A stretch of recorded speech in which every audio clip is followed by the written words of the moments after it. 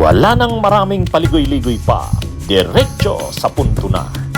Maiksi lang ang komentaryo, pero diretso sa punto. Maraming kuro-kuro, may tiwali, may totoo. Dito, sa puntong diretso tayo. Punto, diretso. O mga kabunyog, mga kababayan, welcome po sa isa namang episode ng Punto Diretso. Dito po sa Punto Diretso, maiksi lang po ito dahil hindi na po muna tayo mag-greet ng mga viewers natin. Diretso na po tayo sa punto at itong ating pupuntuhan ngayon. Yung proyektong Dolomite Beach noong panahon ni Duterte, pinaiimbestigahan ngayon sa Kamara. Kung naging maganda nga ba ito, naging epektibo ba, o hindi kaya naging palpak.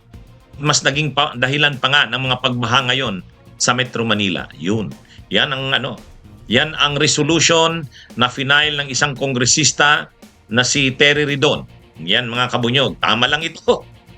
Tama lang ito. Sa resolution na final ni Terry Ridon, House Resolution number 56, ang title ng resolution ay House Resolution urging the House Committee on Public Accounts and other appropriate committees to conduct an inquiry in aid of legislation into the necessity, cost, and environmental impact of the Manila Bay Rehabilitation Program, particularly its impact on flooding in the city of Manila, including the beach nourishment, coastal restoration, and enhancement of the Manila Baywalk area, otherwise known as the Manila Baywalk Dolomite Beach. So yan. Maalala natin na controversial na programa ito ng gobyerno ni Duterte noong 2020. 2019-2020 ito. Bahagi ito ng komprehensibong programa na i-restore ang Manila Bay. At ang naging controversial na bahagi ng nasabing restoration program ng Manila Bay ay itong Dolomite Beach. Kumbaga, naghakot nitong Dolomite galing pa ng Cebu yan. Naghakot niyan at tinambak doon sa 500 meters na stretch ng Manila Bay. Ang halagang ginastos diyan ay 389 million. Yung sa Dolomite ay 28 million. Ang kabuang halaga ng buong proyekto ay 389 million. So napakalaki, ano? Napakalaki, 389 million pesos. Kaya nga naging controversial yan. Ngayon, pero nung panahon ni Duterte, pinagmamalaki yan ng mga DDS. Pinagmamalaki nila yan na ang ganda na daw ng Manila Bay. Biglang naging white sand. Kaya lang, habang nagtambak doon ng Dolomite sand, tuwing may bagyo, natatambak ka ng dumi.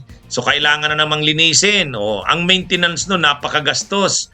At saka, naharangan yung mga daanan ng tubig. Yung mga tubig galing sa mga kalye, lansangan ng Metro Manila, dapat mayroon silang natural na daanan palabas ng Manila Bay na naharangan ng nasabing proyekto. Yung mga tinambak na mga Dolomite. Kaya maraming nagsasabi ngayon na lalo na nitong nakaraang mga araw, yung grabing pagbaha ng Metro Manila, isa sa nakakontribute doon ay itong proyektong Dolomite Beach ni Duterte. Kaya, sa pamamagitan ng isang House Resolution, gustong paimbestigahan ni Congressman Terry Ridon itong Dolomite Beach na ito na programa nung panahon ni Duterte na pinagmalaki ng mga DDS. Ito nga ba? Ang ginastos nga ba dito na 389 million pesos ay anong tawag dyan? Yung ginastos ba ay sulit naman para sa pag-rehabilitate ng Manila Bay? Ito ba ay naging epektibo naman? Maganda nga ba ang proyektong ito o baka naman palpak ito? Sayang lang ng gastos at grabe ang impact sa environment, sa pagbaha. Yan ang yan ang paiimbestigahan sa nasabing House Resolution. Ang House Committee on Public Works, ang mag-iimbestiga nito. House Committee on Public Accounts pala and other appropriate committees. Yun. So, iimbestigahan nito. Maganda rin yan.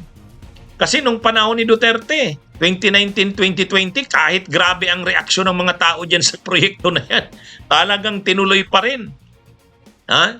Proyekto ito ng DENR, Department of Environment and Natural Resources. At pinagmamalaki ng DENR ang proyektong ito kay Duterte. Si Duterte naman, pinagmamalaki ito kasi gumanda daw ang Manila Bay. Ha? Pati mga DDS, nagbablog pa doon yung mga vloggers ng DDS. Pinagmamalaki nila yung proyekto na yan. Pero mas marami ngayon ang nagsasabing hindi. Palpak yan. Sayang lang ng ginastos. Yung buong proyekto, 389 million pesos na ang hirap i-maintain kasi syempre marumi ang paligid ng Manila Bay. O kapag nagkakaroon ng pagbaha o high tide o kaya pag may mga masamang panahon, natatambak ang dumi doon sa Dolomite Beach na yun. Kahit paputi yung sand na yun, artificial naman yun eh. So nangyayari, natatambakan. So maglilinis na naman. Napakagastos ng maintenance.